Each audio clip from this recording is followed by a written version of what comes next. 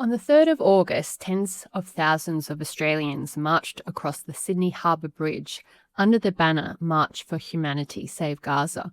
Among them were former Foreign Minister Bob Carr, WikiLeaks founder Julian Assange, Sydney's Lord Mayor Clover Moore, and federal MP Ed Husic.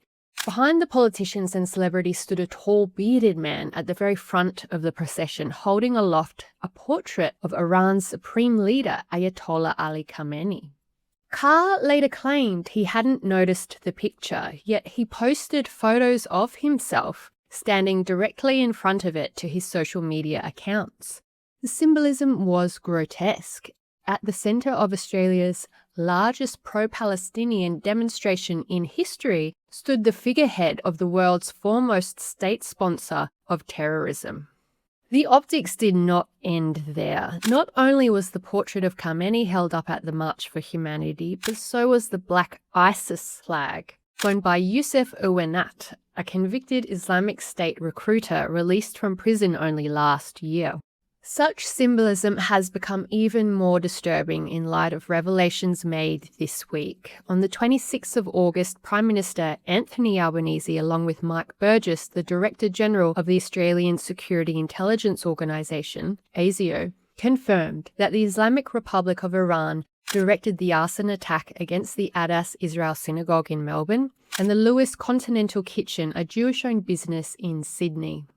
Australia has expelled Iran's ambassador, the first such expulsion since the Second World War, suspended operations in its Tehran embassy, and said it would legislate to list the Islamic Revolutionary Guard Corps, the IRGC, as a terrorist organisation. Investigators say that the IRGC used a web of proxies, including organised crime intermediaries, and traced funding flows, including cryptocurrency transactions, to local operatives. More incidents are suspected. Since the 1979 Islamic Revolution, Iran has been using proxies to sow discord abroad while crushing dissent at home. Hamas in Gaza, Hezbollah in Lebanon, and the Houthis in Yemen are sustained by Iranian money, weapons, and intelligence.